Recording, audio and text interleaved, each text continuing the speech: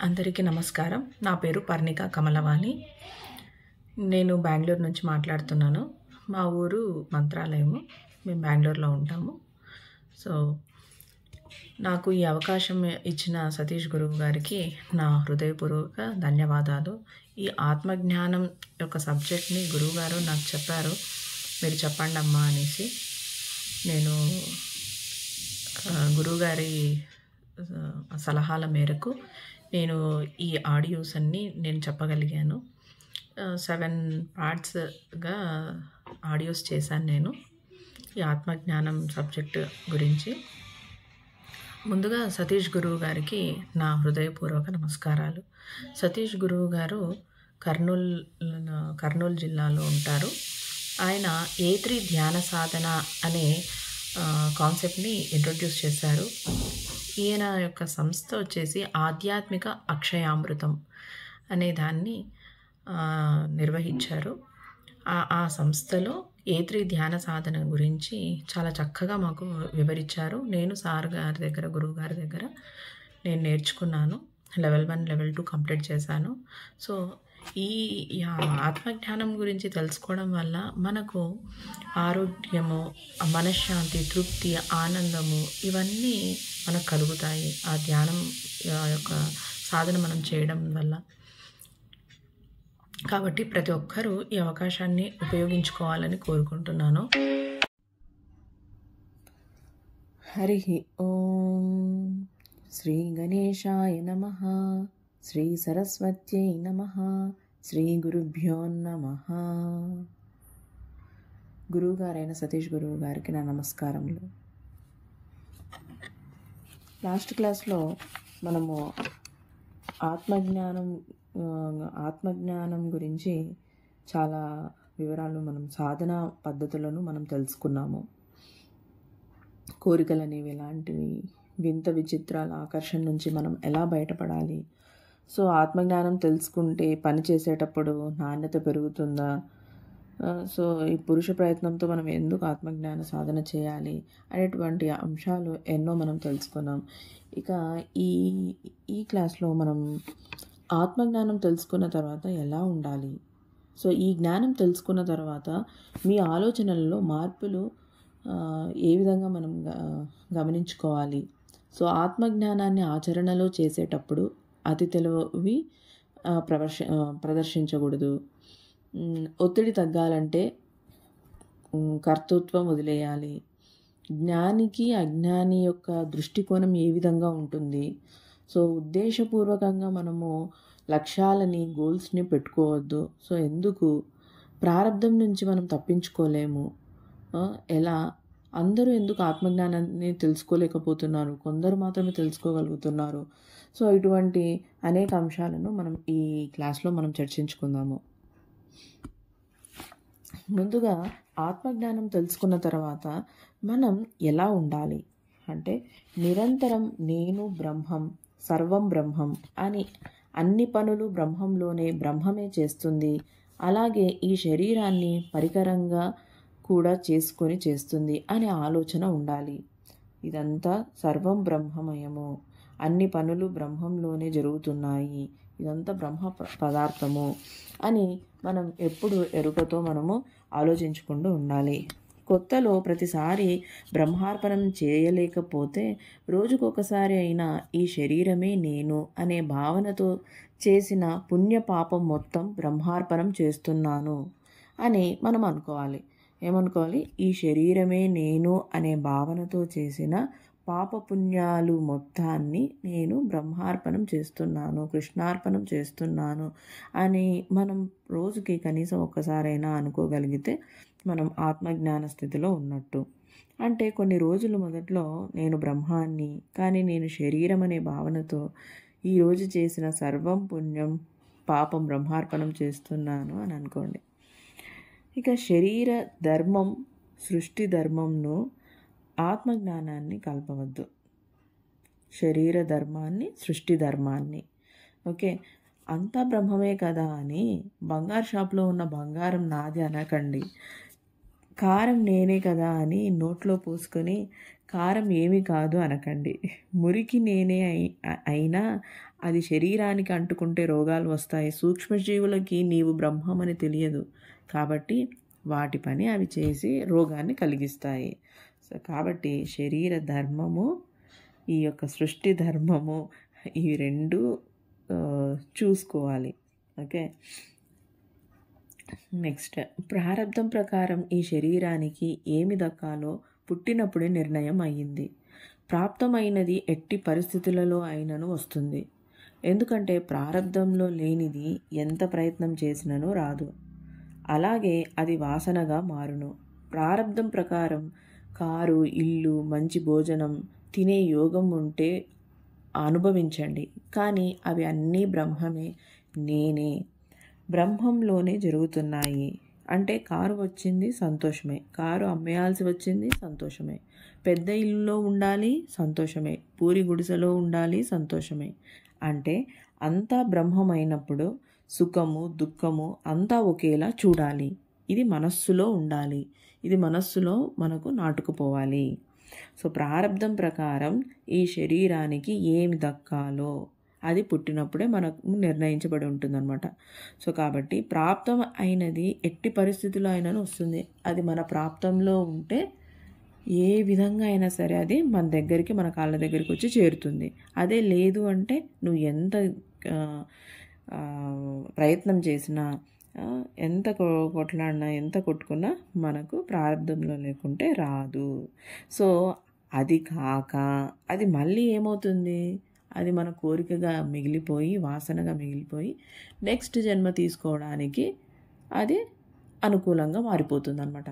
కాబట్టి మన ప్రారంభంలో ఉంటే మనకు వస్తుంది. అంతా కృష్ణార్పణం అని మన ధర్మాన్ని మనం చేసుకుంటూ పోగలిగితే అవి మనకేది రావాలనో అది వచ్చేస్తుంది. మనం కారు కావాలి అనుకున్నా మన ప్రారంభంలో లేకుంటే రాదు. అదే మన కారు మన ప్రారంభంలో ఉంటే, అంటే ఈ జీవితానికి కారు మనకు ఉంది అంటే అది ఆటోమేటిక్గా మనకు ఆలోచన రావడం, కారు కొనాలనేసి, కారు కొనేంత డబ్బు మన దగ్గర ఉండడము, ఇవన్నీ ఆటోమేటిక్గా జరిగిపోతాయి. కాబట్టి ఆ ఆత్మజ్ఞాన స్థితిలో మనం నిరంతరం ఉండినట్లయితే సమదృష్టితో, స్థితపరిజ్ఞతతో మనము ఉంటాము. సుఖ దుఃఖాలని మనము లెక్క చేయము. అంతా ఒకేలా మనం చూడగలుగుతాము. ఇటువంటి ప్రాక్టీస్ని మనము మన మనస్సులో నాటుకొని ఉండాలి. బ్రహ్మానుభూతి కలుగకపోవటానికి కారణం గత సంచితం ఎంత ఉందో తెలియదు. కావున బ్రహ్మభావన సాధన ద్వారా సంచితం తరిగేదాకా చేస్తూ ఉండాలి. సో మనకు గత జన్మలో మనకి ఎంత సంచితం ఉందో, మన పాపపుణ్యాలు ఎంతున్నాయో మనకు తెలియదు. కాబట్టి బ్రహ్మానుభూతిని మనం చెందలేము. సో కొంతమంది ఆత్మజ్ఞాన స్థితిలో ఉంటారు, కొంతమంది ఉండరు. వాళ్ళు ఏంటి, వాళ్ళ సంచిత కర్మలు ఎలా ఉంటాయి, పాపపుణ్యాలు విపరీతంగా ఉంటాయి. సో కాబట్టి వాళ్ళు బ్రహ్మభావనని అనుభవించలేకపోతున్నారు.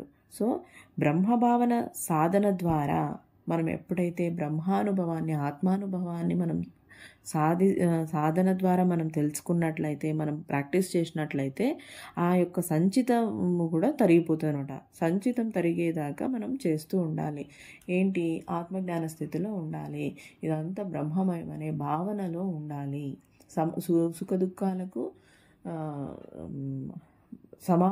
సమంగా మనము భావించగలగాలి. సో అప్పుడు ఏమవుతుంది, మన యొక్క సంచిత కర్మలు అనేవి తగ్గిపోతూ ఉంటాయి, రెడ్యూస్ అవుతూ ఉంటాయి.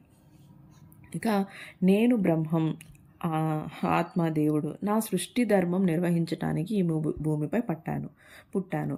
సో నేను ఎందుకు పుట్టాను? నేను బ్రహ్మని, నేను ఆత్మని, నేను భగవంతుడిని, నేను దేవుడిని. ఓకేనా? బ్రహ్మం అన్న, దేవుడు అన్న, ఆత్మ అన్న అంతా ఒకటే. సో నా సృష్టి ధర్మం నిర్వర్తించడానికి నేను విధాలుగా పరిపరి పదార్థాలుగా, మనుషులుగా, చెట్లుగా, పర్వతాలుగా, కొండలుగా, నదులుగా ఈ విధంగా సృష్టించబడ్డాను. ఓకే. నాకు ఇష్టమైన వంట, వస్తువు, ఉద్యోగం, వ్యక్తి అంటూ ఏమీ లేదు. ఏది వచ్చినా బాధపడను, ఏది పోయినా బాధపడను. సో ఆత్మజ్ఞానం తెలుసుకున్న తర్వాత మనం ఎలా ఉండాలి అనే టాపిక్ మాట్లాడుకుంటున్నాం. సో ఏ విధంగా ఉండాలి? నాకు ఇది నచ్చుతుంది, ఈ వంట నచ్చుతుంది, ఈ వస్తువు నచ్చుతుంది, ఈ ఉద్యోగం నచ్చుతుంది, అటువంటి కండిషన్స్ మనము పెట్టుకోకూడదు. ఇంకా ఓకే, నాకు ఏది వచ్చినా బాధపడను, ఏమి జరిగినా నేను ఏది పోయినా బాధపడను, సంతోషంగా ఉంటాను, సమభావంతో కలిగి ఉంటాను అనే భావన మనకు కలగాలి. ఈ విధంగా మనము ఉండగలగాలి. ఆత్మజ్ఞానం తెలిసింది కదా అని సన్యాసిలా ఉండనవసరం లేదు. నేను ఆత్మజ్ఞానం అంతా తెలుసుకున్నాను, ఇదంతా నేనే నేనని ఇంక నేను పట్టుకొని హిమాలయాలు పోవాల్సిన అవసరం లేదు. మన ఇంట్లో మనం ఉంటూనే మనం ప్రాక్టీస్ చేయాలి. ఏ దానికి బాధపడకూడదు, ఏ దానికి కుంగిపోకూడదు. ఒక్క నిమిషము ఆలోచించాలి. ఒక మనిషి ఇది వచ్చి అడుగుతున్నారు, ఒక్క నిమిషము మన మనసుకు బాధ కలిగిన ఒక నిమిషం ఆలోచించాలి. ఇంకో దృష్టికోణంలో ఆలోచించాలి. ఆలోచించి మనము ఆ పనిని మనం చేసినట్లయితే అప్పుడు మనకి ఏ ఫీలింగు ఉండదు, ఎటువంటి బాధలు రావు, ఎటువంటి గొడవలు రావు. కాబట్టి ఆత్మజ్ఞాన స్థితిలో ఉండి ప్రతి మనిషిలో, ఎదుటి వ్యక్తిలో మనము ఆ బ్రహ్మాన్ని మనం చూడగలిగినట్లయితే మనకు ఆ భావన రాదు, మనం బాధపడము. అర్థమైంది అనుకుంటాను. ఆత్మజ్ఞానం తెలిసింది కదా అని మనం సన్యాసిలో ఉండాల్సిన అవసరం లేదు. జనక మహారాజుల గృహస్థు ధర్మం చేస్తూ జ్ఞానిగా కూడా ఉండవచ్చు. నీకు స్వీట్ ఇచ్చారు, ఆ తీపిదనం నేనే కదా, రుచిని ఆస్వాదించు, మళ్ళీ మళ్ళీ తినాలనుకోవటం తప్పు. ఓకే, సో కాలికి గాయం అయ్యింది, ఈ శరీర ప్రారంధం ప్రకారం గాయం అయ్యింది, అనుభవించని, ఏడవని. నా కర్మ నుంచి ఎవ్వరూ తప్పించుకోలేరు, అనుభవిస్తేనే పోతుంది. దుఃఖం ద్వారా కర్మ తగ్గుతున్నప్పుడు బాధపడటం దేనికి?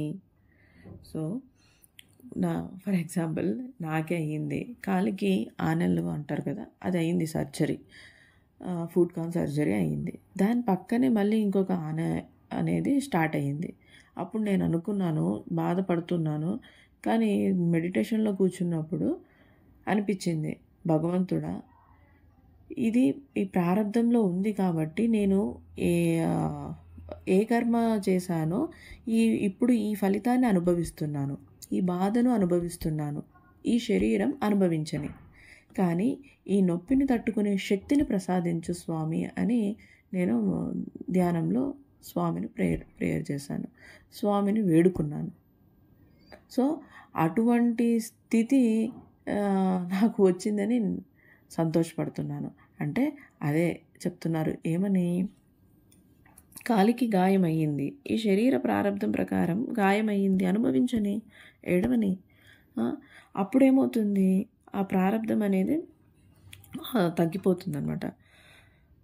నా కర్మ నుంచి ఎవ్వరూ తప్పించుకోలేరు, అనుభవిస్తేనే అది పోతుంది. సో అనుభవించని, దుఃఖం ద్వారా కర్మ తగ్గుతున్నప్పుడు బాధపడటం దేనికి? ఇంకా ఆ కర్మ అనేది తగ్గిపోతుంది. నేను బాధపడితే, నా శరీరం బాధపడితే, నేను చేసిన కర్మము, పాపము అవన్నీ తగ్గిపోతాయి. సో అలాంటప్పుడు హ్యాపీగా ఉండాలి, స్థితప్రజ్ఞతతో ఉండాలి. ఆ శక్తిని తట్టుకునే శక్తిని ప్రసాదించు, నొప్పిని తట్టుకునే శక్తిని ప్రసాదించు స్వామి అని భగవంతుణ్ణి ప్రార్థించడమే మన చేతుల్లో ఉండేది అని నేను తెలుసుకున్నాను. బెస్ట్ ఎగ్జాంపుల్ నేనే. నెక్స్ట్, కర్తవ్యం. నా పిల్లలకి, భాగస్వామికి పలానా పని చెప్పాను, కానీ వాళ్ళు చేయలేదు. చెప్పడం నా కర్తవ్యం, వినటం అనేది వారి ప్రారంధం. ఇది కూడా ఫేస్ చేశాను. మనం చెప్తాం పిల్లలకి కానీ, భర్త కానీ, ఇది మంచి, ఇది చెడు, ఇలా ఉండాలి అని మనం చెప్తాము. బట్ కానీ వాళ్ళు వింటే ఫైన్, అంతా మంచిదే. వినకపోతే వారి ప్రారంధం, వారి ప్రారంధంలో లేదు. వారి ప్రారంధంని బట్టి వాళ్ళు వింటారా, వినాలా, వద్దా అనేసి డిసైడ్ అవుతుంది. కాబట్టి ఎదుటి వ్యక్తి వారి ప్రారంధం బట్టి నిర్ణయం తీసుకుంటారు. చెప్పటమే మన కర్తవ్యం. కృష్ణుడు యుద్ధం ఆపటానికి కర్తవ్యంగా సంధి ప్రయత్నాలు చేసినట్టు చేయటమే. సో అది మన కర్తవ్యం. మనం చెప్పే బాధ్యత మనది, వినడం వాళ్ళ ప్రారంధం. Okay, next, ఇంద్రజాలికునిలా. మెజిషియన్ తన మ్యాజిక్తో భ్రమ కల్పితం చేస్తాడు. ఫర్ ఎగ్జాంపుల్, ఒక మెజిషియన్ని మనం తీసుకుందాం. ఈయన ఏం చేస్తాడు, మ్యాజిక్లు చేస్తాడు. అది చూసేవారు ఓహో ఆనందంతో చప్పట్లు కొడతారు, అమ్మా ఎంత బాగా చేశాడు, ఎంత అద్భుతమో, ఆశ్చర్యమో అనేసి. కారణం సత్యం తెలియదు కాబట్టి మనకు. సో ఈ విధంగా వస్తుంది, ఒక ఫ్లవర్ తీసుకొని పావురం రావడం, సో మనకు తెలియదు అక్కడ ఏం మ్యాజిక్ జరుగుతుందో. తెలియదు కాబట్టి ఓహో అని చప్పట్లు కొడుతున్నాం. కానీ చేసే మ్యాజిక్ ఎవరికైనా తెలిస్తే వారు స్పందించరు. అవునా? ఇంతలే సింపుల్, అది తీసాడు, ఇది పెట్టాడు, అది వచ్చింది, ఇది వచ్చింది అంటాము. ఎందుకంటే వారికి ఎలా చేస్తారో తెలుసు కాబట్టి వాళ్ళు ఏం పెద్దగా రియాక్ట్ అవ్వరు. ఎవరైతే ఆ మ్యాజిక్ ఎలా చేశారో తెలియదు కాబట్టి ఏదో గొప్పదనం ఉంది అనుకుంటారు. కానీ ఇంద్రజాలకునికి మ్యాజిక్ తెలిసిన వారికి నవ్వు రాదు, మెజిషియన్కి నవ్వు రాదు, ఆశ్చర్యం రాదు, అది తెలుసుకున్న ఏ విధంగా వస్తుందన్న వాడికి రాదు. ఎందుకంటే అది తనకు తెలుసు ఎందుకు అలా భ్రమ కలిగిందో. సో మ్యాజిక్ తెలియని వారు అద్భుతంలా చూస్తారు. సో ఈ పుస్తకం, ఈ బుక్ ఆత్మజ్ఞానంని తెలియజేస్తుంది. మనం చెప్పుకునే టాపిక్స్ అన్నీ ఆత్మజ్ఞానాన్ని తెలియజేస్తుంది. ఈ సృష్టి మ్యాజిక్ చేసేవారు ఎవరు, ఎందుకు చేస్తున్నారు అనే సత్యం తెలుసుకున్న కొందరు ప్రశాంతంగా ఉంటారు, తెలియని వారు బాధతో ఉంటారు. అవునా? ఈ సృష్టి ఎందుకు వచ్చింది, ఎందుకు ఈ విధంగా చేస్తున్నాడు భగవంతుడు అని ఎవరైతే తెలుసుకుంటారో, ఈ సృష్టి మ్యాజిక్ చేసేవారు ఎవరు, ఎందుకు చేస్తున్నారు అనే సత్యాన్ని ఎవరైతే తెలుసుకుంటారో, గ్రహిస్తారో, ఎరుకతో ఉంటారో వాళ్ళు ప్రశాంతంగా ఉంటారు. తెలియని వారు బాధతో కుమిలిపోతూ దుఃఖపడిపోతూ ఉంటారు. ఓకే, నెక్స్ట్ శ్రీరామునిలా ఉండు. శ్రీరామునిలా ఆత్మజ్ఞానం తెలుసుకొని ప్రారబ్ధాన్ని అనుభవించటమే. ఆయన పెళ్ళి కాకముందే శ్రీరామచంద్రమూర్తి బ్రహ్మజ్ఞానాన్ని తెలుసుకున్నారు, ప్రారబ్ధాన్ని అనుభవించారు, అడవులోకి వెళ్ళారు.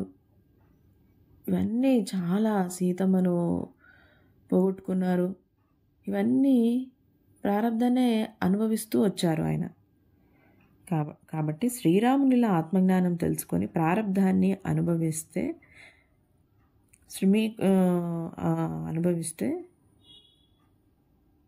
మనం స్థితప్రజ్ఞతతో ఉండి మనం సంతోషంగా ఉండగలుగుతాము. ఏ బాధ పడకుండా, ఎటువంటి బాధ లేకుండా. కాబట్టి ఆత్మజ్ఞానం తెలుసుకున్న మనం ఏ విధంగా ఉండాలి అనేది ఇవన్నీ మనం తెలుసుకున్నాం. ఓకే, ఇక ఈ జ్ఞానం తెలుసుకున్న తర్వాత మీ ఆలోచనలలో మార్పులు గమనించండి. సో మనలో ఎలాంటి మార్పులు వస్తాయి? ఈ జ్ఞానం తెలుసుకున్న తర్వాత పూజ గదిలో కూర్చొని భగవంతుని ఏం కోరాలో అర్థం కాదు, నవ్వుతూ ఉంటాము. ఎందుకంటే వరం ఇచ్చేది నువ్వే, అడిగేది నేనే, నీలో ఉండేది నేనే, నాలో ఉండేది నువ్వే అని నవ్వుకుంటూ ఉంటాం. ఇప్పటి వరకు భగవంతుని ఫోటోలో దేవుడు గొప్పవాడు, అతను వేరు అనే భావన ఉండేది, భయం ఉండేది. కానీ ఇప్పుడు నీ దృష్టికోణంలో ఎదురుగా పూజింపబడిన మూర్తిలో ఉన్నది నేనే, పూజించే వ్యక్తిని నేనే అనే భావన కలుగుతుంది. అంతే కదా, మొత్తం బ్రహ్మమయమైనప్పుడు ఎదుటి వ్యక్తిలో ఉండేది నేనే, ఆ ఫోటోలో ఉండేది నేనే, ప్రతి వస్తువులో ఉండేది నేనే బ్రహ్మను అనే భావన మనకు వచ్చి నవ్వుకుంటూ ఉంటాం. ఒక సోఫా ముట్టుకున్నా, దుప్పటి ముట్టుకున్నా, మురికిని చూసినా, వ్యక్తిని చూసినా, పక్షిని చూసినా, పాముని చూసినా, సూర్యుని చూసినా, కడుపున పుట్టిన మన పిల్లల్ని ముట్టుకుంటే కూడా ఎలా ఆప్యాయత ప్రేమ కలుగుతుందో ఆ భావన నీలో కలగడం మొదలవుతుంది. సో ఎప్పుడైతే మనకు ఆప్యాయత ప్రేమ కలుగుతుందో అవన్నీ చూసినప్పుడు ఈ యొక్క ఆత్మజ్ఞానం మనం తెలుసుకున్న తర్వాత అక్కడ ఉండేది నేనే, నాలో ఉండేది నేనే అనే భావన మనకు కలగడం మొదలవుతుంది. ఎందుకంటే అవి అన్నీ నా రూపాలే, నేనే. మనస్సు నిండా ఎంతో సంతోషం, ఆనందంతో నిండిపోతుంది. ఒక కష్టం వస్తే ఒకప్పుడు బాధపడుతూ భగవంతుడా కాపాడు అని ఏడుస్తూ ఉండేవాడివి. కానీ ఇప్పుడు ప్రారబ్ధం అనేది నా సృష్టి నియమం. నాకు అలానే అనిపించింది. అరే ఈ కాలు నొప్పి ఎక్కువైపోయింది, ఏంటి నా కర్మ, ఎందుకు ఇలా జరుగుతుంది అని బాధపడుతున్నది. తెలుసుకున్న తర్వాత అవును కరెక్టే కదా, ఇదంతా ప్రారబ్ధం ప్రకారం జరుగుతుంది కదా, కానీ అనుభవించని, ఈ శరీరం అనుభవించని, బాధపడని కర్మను పోగొట్టుకుందాము అనే స్థితిలోకి వచ్చాను. చాలా సంతోషంగా ఉంది. సో ఈ శరీరంలో ఉన్న నేను ఈ ప్రారబ్ధాన్ని అనుభవిస్తున్నాను. నా నియమం నేను పాటించకపోతే ఎలా? నేను నా ప్రారబ్ధాన్ని పాటించకుండా తప్పించుకోవడానికి ప్రార్థించటం ఏమిటి? ఒకవేళ భగవంతుడు ప్రత్యక్షం అవ్వాలి అంటే ఎవరు అవ్వాలి? అది నేనే కదా. కావున ఒకవైపున ప్రారబ్ధ కష్టం ఈ శరీరాన్ని బాధ పెడుతున్నా, మరోవైపు నా సృష్టి ధర్మం నాకు గుర్తుకు వచ్చి నవ్వుతూ ఉండడం జరుగును. అవును, ఈ సృష్టి అంతా నిర్మించింది నేనే, కాబట్టి జరగని అని మనం సంతోషంగా ఉంటాము. నా కళ్ళ ముందు ఇప్పుడు మంచి చెడు భేదం కనిపించటం లేదు. ఉన్నదంతా మంచే. ఎందుకంటే ఈ సృష్టిలో ప్రతిదీ నేనే అయినప్పుడు ఒకటి మంచి చెడు అని ఎలా ఉంటుంది? అంటే ఈ శరీరంలో వివిధ రకాల అవయవాలు ఉన్నాయి, పార్ట్స్ ఉన్నాయి, బాడీ పార్ట్స్ ఉన్నాయి, జీవులు ఉన్నాయి. అవి చెడు అందామా? ప్రతి దానికి ఒక ఉపయోగం ఉంది. ప్రతి పార్ట్, ఏ పార్ట్కి కష్టం వచ్చినా మనం బాధపడతాం, తట్టుకోలేము. సో ప్రతిదానికి విలువ ఉంది. అలాగే నా సృష్టి ధర్మం కొనసాగించుటకు నాకు నేనే అహంకారం, మమకార, ద్వేషం, పగ, ప్రేమ అనేవి కలుగు చేసుకొని నన్ను నేను నడిపిస్తున్నాను. ఈ సృష్టి ధర్మం జరగాలంటే ఏ విధంగా జరుగుతుంది? ఇదంతా నడుస్తుంది అహంకారం, కోపం ఇవన్నీ ఉండడం వల్లనే కదా. అందరూ మంచి వాళ్ళు అయిపోతే ఇంకేముంటుంది ఇక్కడ? అలాంటప్పుడు ఎవరిని తిట్టాలి? నన్ను నేను తిట్టుకోనా? ఎందుకంటే ఇది నా సహజ ధర్మం కదా. సో సృష్టించింది ఆయనే, సృష్టించింది నేనే. సృష్టి ధర్మం కొనసాగించుటకు నాకు నేనే అహంకారాన్ని మనం ముందు క్లాసెస్లో తెలుసుకున్నాము. భగవంతుడు ఏం చేశాడు? అహంకార మమకారాల్ని, ఈర్ష్య, పగ, ద్వేషము, కామ, క్రోధ, లోభ, మోహ, మహద్వాత్సర్యాలను సృష్టించాడు. ఎందుకు? ఈ సృష్టి జరగడానికి, ముందుకు జరగడానికి, కొన్ని లక్షల సంవత్సరాలు జరగడానికి ఎంత అనుకున్నాడో ఆయన అంత పద్ధతిగా జరగడానికి ఇవన్నీ ఆయన పక్కా ప్రణాళిక. సో కాబట్టి దాని ప్రకారంగా పోతూ ఉంటుంది. కాబట్టి మనకు ఎటువంటి బాధలు కలుగవు అని ఇవన్నీ మనం గమనిస్తాము. నేనైతే గమనించాను. ఈ జ్ఞానం తెలుసుకున్న తర్వాత మీ ఆలోచనల్లో మార్పులు. నేను ఒకప్పుడు అది బాధపడుతూ ఉండేదాన్ని, అరే ఏంటి కాలు నొప్పి అని. అలా ఈ ఆలోచన వచ్చిన తర్వాత మన ఈ జ్ఞానం తెలుసుకున్న తర్వాత మన ఆలోచన మారిపోయింది. సంతోషం. ఇంకా ఏమి కోరుకోవాలో అర్థం కాదు. అన్నీ నేనే అయినప్పుడు ప్రత్యేకంగా ఏమి కోరుకోలేవు. కావున ఈ శరీర ప్రారంధానికి ఏది వస్తే అది తీసుకుంటూ ముందుకు వెళ్తూ ఉంటావు. అది ముందుకు తీసుకుంటూ ముందుకు పోవడమే. సో ఈ జ్ఞానం తెలుసుకున్న తర్వాత మనం ఇంత హ్యాపీగా ఉంటాము, అది అర్థమైంది. ఓకే, నెక్స్ట్ ఆత్మజ్ఞానాన్ని ఆచరణలో చేసేటప్పుడు అతి తెలివి వద్దు. ఓకే, ఇది ఫన్నీ ఎగ్జాంపుల్ చూద్దామా? ఒకసారి ఆత్మజ్ఞానం గ్రంథాన్ని చదివిన సాధకుడు ఆత్మజ్ఞానం ఒక బుక్ని చదివాడంట. ఇలాగే మనలాగే ఉన్న వ్యక్తి చదివినాక ఊరుకున్నాడా? ఊరుకోలేడు. దాన్ని ఆచరించాడు. ప్రాక్టీస్ చేద్దాము అనేసి, ఆచరణలో పెడదాము, సాధన చేద్దాము అనేసి ఆ సాధకుడు ఏం చేశాడు? ఒక ఫన్నీ థింగ్ చేశాడు. ఏం చేశాడో చూద్దాం. ఏనుగు వస్తుందంట ఎదురుగా. ఏనుగు వస్తుంటే దానికి ఎదురుగా వెళ్తాడు. మావటి అతనిని ప్రక్కకు వెళ్ళమంటే జరుగు జరుగు ఏనుగు వస్తుంది అని చెప్తూనే ఉన్నాడు. ఎవరు? మావటి చెప్తుంటే ఈయనేం చేశాడు? అట్లా ఏనుగుకి ఎదురుగానే వెళ్ళిపోయాడు అనమాట. ఎందుకు? ఏనుగులో ఉండేది నేనే, నాలో ఉండేది నేనే అని ఏం చేశాడు? ఎదురుగా వెళ్ళాడు. అప్పుడు ఏనుగు ఏం చేసిందంట? ఇసిరి తోడంతో ఎత్తి పడేసింది అనమాట. చూద్దాం.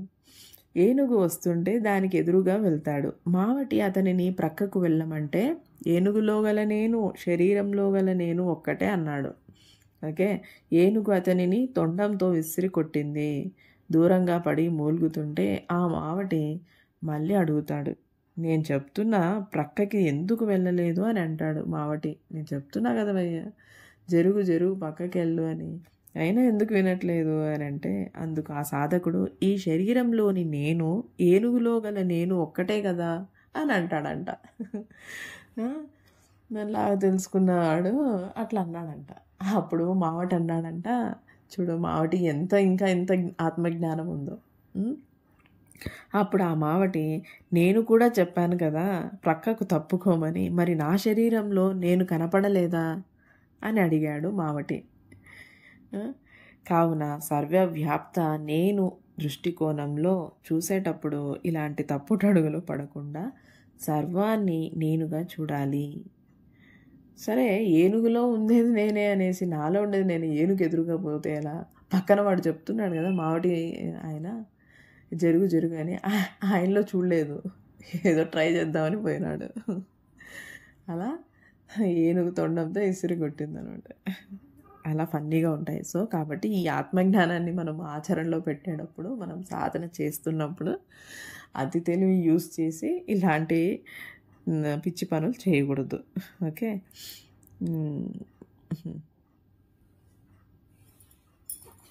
ఓకే. సో ఏంటి, ఇలాంటి తప్పుడు అడుగులు పడకుండా సర్వాన్ని నేనుగా చూడాలి. అంతేగాని అందులో నీకు నచ్చిన దాన్ని నేనుగా, మిగిలినవన్నీ వేరుగా చూడరాదు. ఓకే. సో ఏనుగు నచ్చింది, ఏనుగు నేను ఒకటే అనేసి డైరెక్ట్గా వెళ్ళాడు. పక్కన వాడు నచ్చలేదు, నేను లేడు, మావటిలో నేను లేదు అన్నట్టు అనమాట. సో ఆత్మజ్ఞానాన్ని ఆచరణలో చేసేటప్పుడు అతి తెలివిని ప్రదర్శించకూడదు అని మనం తెలుసుకున్నాము. Okay, fine. నెక్స్ట్, ఒత్తిడి తగ్గాలంటే మనం ఏం చేయాలి? ఒత్తిడి తగ్గాలంటే కర్తృత్వంని వదిలేయాలి. ఓకే. ఇప్పుడు ఒక కథ చూద్దాము. ఒక రాజు ఒక జ్ఞాని వద్దకు వెళ్ళి, నేను ప్రశాంతంగా ఉండలేకపోతున్నాను స్వామి అన్నాడంట. రాజు, నువ్వు నీ బాధ్యతలు సరిగ్గా నిర్వర్తించడం లేదా అని అడిగారు ఆ జ్ఞాని. ఆ స్వామి ఏమన్నారు, నువ్వు నీ బాధ్యతలు చేస్తున్నావా లేదా అని అడిగారు. అంటే, లేదు స్వామి, నేను అన్ని బాగా చక్కగా చేస్తున్నాను. మా రాజ్యానికి శత్రు భయం లేదు, దొంగల భయం లేదు, మా రాజ్యంలో పన్నులు తక్కువే, న్యాయ వ్యవస్థ కూడా బాగుంది, ఎక్కడా ఎవరికి అన్యాయం జరగదు, ప్రజలందరూ ఆనందంగా ఉంటారు మా రాజ్యంలో. కానీ నాకే ప్రశాంతత లేదు, నేను ఏం చేయాలి స్వామి అని రాజు ప్రశ్నిస్తాడనమాట. సరే, నీ బాధ అర్థమైంది నాకు, నేను ఒకటి చెప్తాను, అలా చెయ్యి అని అంటారు స్వామి. నీ రాజ్యాన్ని నాకు ఇచ్చేసేయి అన్నారు ఆ జ్ఞాని. అంతకన్నా ఇంకేం కావాలి, తీసుకోండి, ఈ క్షణమే ఇచ్చేస్తున్నాను నా రాజ్యాన్ని అని చెప్పాడు రాజు. సరే, నాకు ఇచ్చావు, నువ్వేం చేస్తావు ఇంకా అని అడిగారు జ్ఞాని. నేను ఎక్కడికైనా వెళ్ళి అక్కడ ఏదో ఒక పని చేసుకుంటూ బ్రతుకుతాను అన్నాడు రాజు. సరే కానీ ఎక్కడికో వెళ్ళడం ఎందుకు, ఇక్కడే నా వద్దే నా ప్రతినిధిగా ఉండి రాజ్యపాలన చెయ్యి, ఓ ఏడాది తర్వాత వచ్చి లెక్కలు చూస్తాను అని చెప్పారు జ్ఞాని. ఓకే, నువ్వు ఎక్కడికి పోవద్దయ్యా, నా దగ్గరే ఉండు, నేనే నీకు జాబ్ ఇస్తున్నాను, నువ్వు నా దగ్గర ఉండి అంతా చూసుకో లెక్కలన్నీ, తర్వాత నేను వచ్చి చూస్తాను అని జ్ఞాని చెప్తారనమాట. అప్పుడు రాజు ఏమన్నారు, సరే స్వామి అని. 1 సంవత్సరం గడిచింది. జ్ఞాని రాజుని చూడటానికి వస్తారనమాట 1 సంవత్సరం తర్వాత. అప్పుడు రాజు మొహంలో ఆనందం కనిపిస్తుంది, ఎక్కడా ఆవగింజంత దిగులు కనిపించడం లేదు. నువ్వు ఇప్పుడు ఎలా ఉన్నావు అడిగారు జ్ఞాని. అప్పుడు ఏమంటున్నాడు, హాయిగా ఉన్నాను, కావలసినంత ప్రశాంతత అనుకోండి, మునిపెప్పుడు ఇంత హాయిగా లేను, మీకు నా ధన్యవాదములు అన్నాడు రాజు. సరే కానీ పూర్వం నువ్వు చేసిన పనులకు ఇప్పుడు నువ్వు చేస్తున్న పనులకు ఏవైనా తేడాలు తెలిసాయా అడిగారు జ్ఞాని. లేదు, అప్పుడు చేసే పనులే ఇప్పుడు కూడా చేస్తున్నాను అని సమాధానం చెప్పాడు రాజుగారు. అప్పుడు ఎందుకు మానసిక ఒత్తిడికి లోనయ్యావు, ఇప్పుడు ఆ ఒత్తిడి లేదా అని జ్ఞాని అడిగారు. రాజుకి అసలు విషయం తెలిసి జ్ఞాని వంక చూశాడు. అప్పుడు జ్ఞాని ఇలా అన్నారు, ఏమన్నారు, అప్పుడు ఇది నా పని, నా బాధ్యత, నేనే చేస్తున్నాను, ఇదంతా నేనే చేస్తున్నాను, నేనే చూసుకుంటున్నాను రాజ్యపాలన అనే ఆలోచించావు. ఇప్పుడు నువ్వు ఇది నాది కాదు, నేను ఇక్కడ కేవలం ఒక ప్రతినిధిగా అనుకున్నావు, కేవలం జాబ్ ఎంప్లాయీగా పనిచేస్తున్నావు, కాబట్టి నీకు స్ట్రెస్ లేదు, ఒత్తిడి లేదు, ప్రెజర్ లేదు, ఏదో పని చేసుకుంటున్నావా, హాయిగా ఉంటున్నావా అనే ఆలోచనలో ఉన్నావు. కాబట్టి నీ ఆలోచన అనేది ఇంపార్టెంట్. ఇది నా పని, నా బాధ్యత, నేనే చేస్తున్నాను అని ఆలోచించావా, అప్పుడు నీకు స్ట్రెస్కి గురవుతున్నావు. ఎప్పుడైతే అవంతా వదిలేసావా అప్పుడు ప్రశాంతంగా ఉన్నావు అని జ్ఞాని చెప్పారు. కాబట్టి సర్వం బ్రహ్మమే కావున ప్రతి కర్మ బ్రహ్మమే చేయిస్తుంది అని గుర్తిస్తే ఒత్తిడి రాదు. మనం చేసే ప్రతి పనులు బ్రహ్మమే చేస్తుంది అని ఎప్పుడైతే మనం గుర్తిస్తామో అప్పుడు మనకు ఏ స్ట్రెస్సు ఉండదు. అలాగాక నేనే చేస్తున్నాను, నేనే రామరావు, నేనే సుబ్బమ్మ, నేనే ఎల్లమ్మను అని నేను అనే భావనతో ఎప్పుడైతే చేస్తామో, నా శరీరం చేస్తుంది అనే భావనతో ఎప్పుడైతే చేస్తామో మనకు దుఃఖం అనేది కలుగుతుంది, స్ట్రెస్ అనేది వస్తుంది. ఓకే, అలాగే ఈ పనులను చేస్తుంది అని అనుకుంటే ఒత్తిడి అనేది వస్తుంది. అలాగే ఏది వచ్చినా ప్రారంధం బట్టి దక్కవలసినది ఎట్టి పరిస్థితులలో లభిస్తుంది. ప్రారంధంలో లేనిది ఎంత ప్రయత్నం చేసినా పొందలేము. ఫలితం నీ చేతిలో లేనప్పుడు గోల్ పెట్టుకుంటే దానిని సాధించలేకపోతే ఒత్తిడి వస్తుంది. సో కావున గోల్ పెట్టుకోకుండా నీ ప్రయత్నం నీవు చేసుకుంటూ పో. ప్రారంధం ప్రకారం ఎంత ఫలితం ఇవ్వాలో నీకు అంత వస్తుంది, ఎంత రావాలనో అంత వస్తుంది. సో ఒత్తిడి తగ్గాలంటే ఈ యొక్క కర్తృత్వాన్ని వదిలేయాలి. అంటే నేను అనే భావన అనే ఫీలింగ్ని మనం ఎప్పుడైతే వదిలేస్తామో మనకు స్ట్రెస్ అనేది ఉండదు. ఒత్తిడిని మనం ఈ విధంగా మనం తగ్గించుకోవచ్చు. అంత బ్రహ్మం చేయిస్తుంది, నడిపిస్తుంది అనే భావనలో మనము ఉండగలిగినట్లయితే. ఓకే, ఇక జ్ఞానికి అజ్ఞాని యొక్క దృష్టికోణం ఏ విధంగా ఉంటుంది మనం చూద్దాం. శరీరమే నేను అనుకోవటం వలన ఇతరులని కూడా శరీరంగా చూస్తున్నావు. ఈ శరీరం నేను అనుకోవటం వలన అవతల పర్సన్ని కూడా ఈ శరీరంగానే మనం చూస్తున్నాం. నేను బ్రహ్మము అనుకుంటే అవతల పర్సన్ని, అవతల వ్యక్తిని, వస్తువుని మనం బ్రహ్మము అని అనుకుంటున్నాం, దేవుడు అని అనుకుంటాము. సో ఎప్పుడైతే శరీరమే నేను అనుకోవటం వలన ఇతరులని కూడా శరీరంగా చూస్తున్నావు, అప్పుడు వేరు భావన వస్తుంది. అంటే నీవు వేరు, అమ్మాయి వేరు అనే లింగ భేదం వస్తుంది. ఎప్పుడైతే వేరు భావన వస్తుందో పొందాలి, ఆకర్షించాలి అనే కోరిక వస్తుంది. కోరిక నెరవేరకపోతే ఏమవుతుంది? కోపం, దుఃఖం, పగ వస్తుంది. పగ అనే కోరికను సాధించటం కోసం జన్మ వస్తుంది. అదే సర్వవ్యాప్త నేను సర్వం బ్రహ్మ అనుకోవటం వలన ఇతరులలో కూడా నిన్నే చూసుకుంటావు. అప్పుడు వేరు భావన అనేది రాదు. అంటే నీ కాలిపై గల చర్మం, చేతిపై గల చర్మం అంతా నీదే అయినప్పుడు నీ చేతిపై గల చర్మంని పొందాలనే కోరిక ఎలా ఉంటుంది? అలాగే అబ్బాయిలో గల చర్మం, అమ్మాయిలో గల చర్మం నీదే అయినప్పుడు నీ చర్మాన్ని నీవు పొందటం అంటూ ప్రత్యేకంగా ఉంటుందా? సో ఈ భావనతో జ్ఞానం ఏం చేస్తాడు? అజ్ఞాని ఏం చేస్తాడు? శరీరమే నేను అనుకోవటం వల్ల వేరే భావన వస్తుంది. వేరే భావన రావడం వల్ల అతను అమ్మాయి, నేను అబ్బాయి అనే భావన, వేరే భావన, సపరేషన్ అనే భావన వస్తుంది. అప్పుడు ఏమవుతుంది? పొందాలి, ఆకర్షించాలనే కోరిక వస్తుంది. కోరిక నెరవేరకపోవడం వల్ల ఏమవుతుంది? కోపం, దుఃఖం, పగ వస్తుంది. కోపం, దుఃఖం, పగ ఉండడం వల్ల ఏమవుతుంది? మళ్ళీ జన్మ ఎత్తాల్సి వస్తుంది. ఇది అజ్ఞాని చేసే పని. అదే జ్ఞాని ఏం చేస్తాడు? సర్వవ్యాప్త నేను సర్వం బ్రహ్మ అనుకోవడం వల్ల వేరు భావన అనేది రాదు, కోరిక అనేది ఉండదు, కోరిక లేదు, కలగలేదు.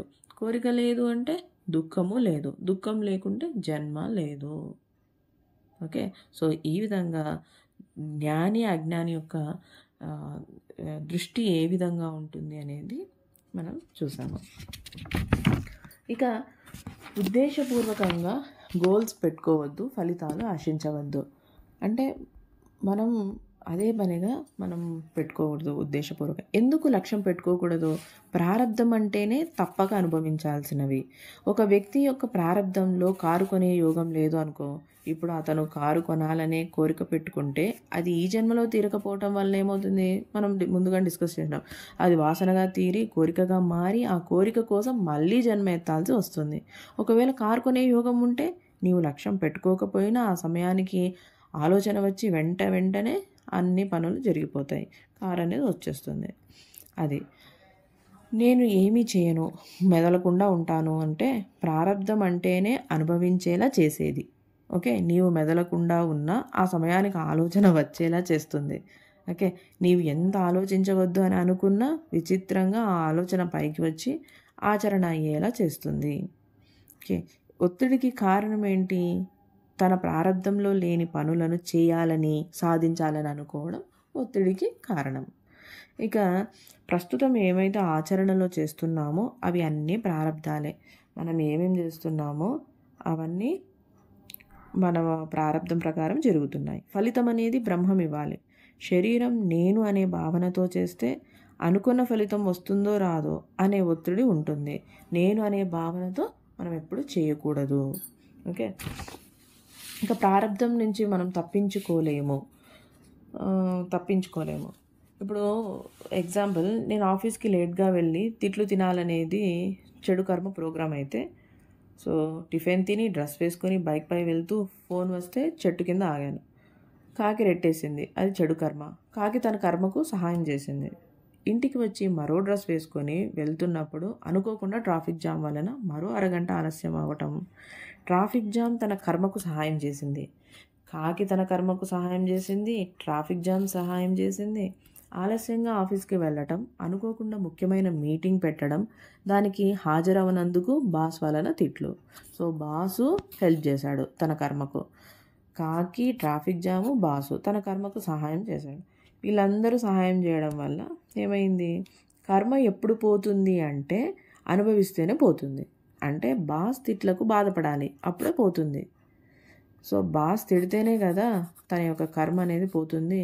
సో బాస్ తిట్టడానికి లేట్ అయింది ఇన్ని రకాలుగా, కాకి వల్ల, ట్రాఫిక్ జామ్ వల్ల. కాబట్టి కర్మ ఎప్పుడు పోతుంది అంటే అనుభవిస్తేనే పోతుంది. ఓకే, కానీ అప్పుడు మనకు బాస్ తిట్టినప్పుడు మనకు దుఃఖం వస్తుంది కదా. ఆ దుఃఖాన్ని మనం ఎలా అదుపు చేసుకోవాలి అంటే దానికి 2 పద్ధతులు ఉన్నాయి. ఓకే, కానీ కర్మ అనుభవించేటప్పుడు దుఃఖం అదుపు చేయాలంటే అందుకు మనం ఒక 2 పద్ధతుల్ని చూద్దాము. ఒకటి, రమణ మహర్షి చెప్పినట్లు ఈ శరీరం తప్పు చేసింది, అనుభవిస్తుంది అనే జ్ఞానంతో ఆలోచిస్తే ఆ తిట్టిన తిట్లు నిన్ను బాధించవు. ఆయన తిట్టాడు, ఇది శరీరం తప్పు చేసింది, అనుభవిస్తుంది, అందుకు అనే జ్ఞానంతో ఎప్పుడైతే మనం ఆలోచిస్తే మనం హ్యాపీగా ఉంటాము ఆయన తిట్టినా కూడా. ఎందుకంటే నీవు బ్రహ్మానివి, శరీరం కాదు. ఈ శరీరం ఏ పాపం చేసిందో ఇప్పుడు అనుభవిస్తుంది అనుకుంటే తిట్లు బాధించవు. ఎప్పుడో ఈ శరీరం తప్పు చేసింది, అందుకు బాధపడాలి, నేను బాధపడాలి, తప్పదు, ప్రారంభంలో ఉంది, తిట్టాడు, అయిపోయింది అక్కడికి. ఓకే, అనే భావనతో ఉంటే మనం మన దుఃఖాన్ని మనం అదుపు చేసుకోవచ్చు. ఇంకొక టెక్నిక్ ఏంటి? అలాగాక రమణ మహర్షి చెప్పినట్లే ఇంకో పద్ధతి సర్వం బ్రహ్మం. అంటే బాస్ ఈ శరీరం కూడా బ్రహ్మమే, ఆ బాసు బ్రహ్మమే, నేను బ్రహ్మమే. అంటే నిన్ను నీవు తిట్టుకుంటే కోపం వస్తుందా? రాదు కదా. ఈ పద్ధతిలో బ్రహ్మాన్ని తిట్టుకుంటే కోపం ఎందుకు వస్తుంది అని ఆ విధంగా కూడా మనం ఆలోచించినట్లయితే మనము దుఃఖం సరేలే అని లైట్ తీసుకుంటాం, కొంతసేపు బాధపడేసి లైట్గా. ఓకే, సో ఆ విధంగా మనము ఆలోచించగలగాలి. ఇప్పుడు మన పళ్ళని మనం కొరుక్కుంటే మనం తిట్టుకుంటామా? తిట్టుకోం కదా. మన పళ్ళనేమి తీసి పక్కన పెట్టాం కదా. సరే అని కొంతసేపు బాధపడతాము, లైట్ తీసుకుని వదిలేస్తాము. ఆ విధంగా మనము ఆలోచించినట్లయితే మన ఆలోచన భావాన్ని మనం ఈ విధంగా మనము ఆలోచిస్తే మన దుఃఖాన్ని అదుపు చేసుకోవచ్చు. సో ఇక అందరూ ఎందుకు బ్రహ్మజ్ఞానం తెలుసుకోలేకున్నారు, కొందరు మాత్రం తెలుసుకోగలుగుతున్నారు అంటే ప్రతి ఆలోచనను విచారణ చేసి బ్రహ్మం వైపు మళ్లించలేకపోవటం వల్ల. అదే ఇప్పుడు మనం ఆలోచించాం కదా, ఏమని? బాస్ తిట్టాడు, కానీ బాసు బ్రహ్మమే, నేను బ్రహ్మమే ఆలోచిస్తే ఏ దుఃఖము ఉండదు. ఓకే, సో ఆ విధంగా బ్రహ్మజ్ఞాన దృష్టితో ఆలోచించలేకపోవడం వల్ల అందరూ దుఃఖంలో కూరుకుపోతున్నారు, బ్రహ్మజ్ఞానాన్ని తెలుసుకోలేకపోతున్నారు. ప్రతి ఆలోచనను విచారణ చేసి బ్రహ్మం వైపు మళ్లించలేకపోవటం వల్ల. ఓకే, గురువు మీద, శాస్త్రం మీద నమ్మకం లేకపోవటం, సరి అయిన గురువు దొరకక, సరి అయిన పుస్తకం దొరకకపోవడం, అనుకూల పరిస్థితులు, అనుకూల వాతావరణం లేకపోవటం, ప్రారంధంపై నమ్మకం లేకపోవటం వల్ల ఈ ఆత్మజ్ఞానాన్ని తెలుసుకోలేకపోతున్నారు. మోక్షం పొందాలనే తీవ్రమైన అవసరం లేకపోవటం వల్ల, ప్రపంచం పట్ల విరక్తి కలగలేకపోవటం వల్ల ఇంకా మనం ఏదో సాధించాలి, ఏదో చేయాలి, ప్రపంచ విషయాసక్తి కలగటం వల్ల అది కావాలి, ఇది కావాలి, ఆ కోరికలు, ఈ కోరికలు, వీటన్నిటి వల్ల ఆత్మజ్ఞానాన్ని తెలుసుకోలేకపోతున్నారు.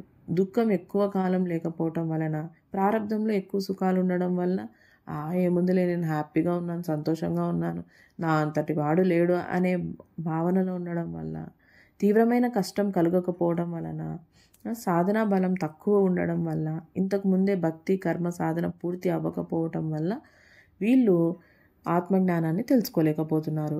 ఇక ఎవరు తెలుసుకుంటున్నారు? కొందరే ఆత్మజ్ఞానాన్ని తెలుసుకోగలుగుతున్నారు. అది వాళ్ళు ఎవరు అంటే, దుఃఖాలు, శారీరక మానసిక బాధలు కలగటం, చూడటం, ఇవన్నీ శారీరకంగా అనుభవించింటారు, మానసికంగా అనుభవించింటారు, సుఖాలను దుఃఖాలను అన్నీ అనుభవించింటారు. వీళ్ళు ఆత్మజ్ఞానాన్ని, స్వామిని గురించి తెలుసుకోవాలనే కుతూహలంతో ఇక్కడికి వచ్చేస్తారు. సాధనా బలం ఉండడం వల్ల, ఇంతకుముందే భక్తి జ్ఞానము, కర్మ మార్గము, జ్ఞాన మార్గము, కర్మయోగము, ఈ సాధనలు, ఈ భక్తి జ్ఞాన సాధనలు ఇవన్నీ పూర్తి చేసుకోవడం వల్ల ఆత్మజ్ఞాన సాధనలోకి వస్తారనమాట. ప్రారంధంలో ఎక్కువ కష్టాలు, ఎక్కువ సుఖాలు ఉంటాయి. నెక్స్ట్ వైరాగ్యం, జీవితంపై అయిష్టం, ప్రపంచంపై అయిష్టము వల్ల కూడా ఏంటి ఇవన్నీ కొంతమంది కొన్ని విషయాలు నచ్చవన్నమాట. సో వీళ్ళు ఏం చేస్తారు, ఎవరినైనా హర్ట్ చేస్తున్నారనుకో అది నచ్చదు. సో అటువంటి వాళ్ళు ఈ ఆత్మజ్ఞానాన్ని తెలుసుకోవడానికి ఈజీగా వచ్చేస్తారు.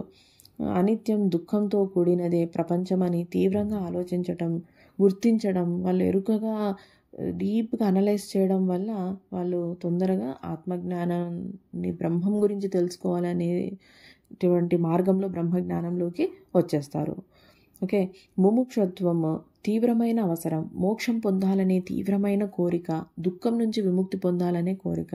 వాళ్ళకి ఎలా ఉంటుందంటే, నేను మోక్షం పొందాలి, బ్రహ్మజ్ఞానాన్ని తెలుసుకోవాలి అనే తపన, తీవ్రమైన తపన కొన్ని జన్మల నుంచి వస్తూ ఉంటుంది.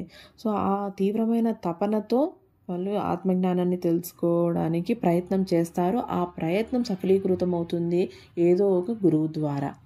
ఓకే. నెక్స్ట్ శ్రద్ధ, గురువు శాస్త్రం మీద నమ్మకంతో వినడం. ఒక గురువు మనకు దొరికారు, ఆ గురువు యొక్క మాటలని, శాస్త్రాన్ని శ్రద్ధాభక్తులతో వినడం ద్వారా వాళ్ళు ఆత్మజ్ఞానాన్ని తెలుసుకోగలుగుతారు. ప్రారంధంపై నమ్మకం కలగడం వల్ల, ఏది ప్రాప్తమైతే అది వస్తుంది అనే నమ్మడం వల్ల వాళ్ళు హ్యాపీగా ఉండగలుగుతారు. తితీక్ష అంటే సుఖదుఖములకు, ఆకలి దప్పుదలకు, అవమానం నందు, ప్రాపంచిక విషయాల పట్ల చెలించకుండా ఉంటారు. సుఖం వచ్చినా దుఃఖం వచ్చినా సమదృష్టితో ఉంటారనమాట. సో ప్రతి ఆలోచనను విచారణ చేసి బ్రహ్మంగా మలుచుకుంటారు. ఏ ఆలోచన వచ్చినా సో ఇది అంతా మంచికే జరిగింది, ఏది జరిగినా మన మంచికే అనే భావనతో ఉంటారు. ప్రపంచంలోని ప్రతిదీ బ్రహ్మమే అనే విశ్వాసం, అంతా బ్రహ్మం నందే జరుగుతున్నది అని భావన కలిగి ఉంటారు. అప్పుడు వాళ్ళు మాత్రమే ఈ ఆత్మజ్ఞానాన్ని తెలుసుకోగలుగుతారు. ఓకే. బ్రహ్మమే వంట చేస్తున్నది, బ్రహ్మమే ఫ్యాన్గా ఉంది, బ్రహ్మమే కోపడుతుంది, సో ఇవంతా బ్రహ్మమే జరుగుతుంది అనే భావనతో ఎవరైతే ఉండగలుగుతారో వాళ్ళు స్థితప్రజ్ఞతగా ఉంటారు, ఈ ఆత్మజ్ఞానాన్ని తెలుసుకోగలుగుతారు. కాబట్టి మనోనాశనం, నేను బ్రహ్మం, సర్వం బ్రహ్మం అనేది మాత్రమే గుర్తుండి మిగిలిన ఏ ఆలోచనలు లేని స్థితిలో మనం ఉండగలిగినట్లయితే మనము ఎప్పుడు ఆత్మజ్ఞాన స్థితిలో ఉంటాము. ఏ ఆలోచనలు వచ్చినా ఇది బ్రహ్మము, ఇది ఆత్మ అని మనం నిరంతరము ఆత్మధ్యాన స్థితిలో ఉండాలి. భగవంతుడు మనకు ఆ జ్ఞానాన్ని ఇచ్చాడు. ఎటువంటి జంతువులకు, ఎటువంటి జీవరాశులకు ఇవ్వలేదు. కేవలం మన మానవులకు మాత్రమే బ్రహ్మజ్ఞానాన్ని తెలుసుకోగల శక్తిని మనకిచ్చాడు. కాబట్టి మనం అందరము సద్వినియోగం చేసుకోవాలి. మనం మానవులుగా జన్మించడమే ఒక పెద్ద గొప్ప విషయము. కాబట్టి ఈ యొక్క ఆత్మజ్ఞాన స్థితిలో మనము ఉన్నాము అంటే స్వామికి దగ్గరలో ఉన్నాము అన్నట్టే. కాబట్టి ప్రతి ఒక్కరూ ఆత్మజ్ఞాన స్థితిలో, ఆత్మధ్యాన స్థితిలో ఉండి ఆ పరమాత్మను తెలుసుకొని ఆ పరమాత్మ సన్నిధికి చేరుకోవాలని ఆశిస్తున్నాను. జై గురుదేవ. జై శ్రీరామ్.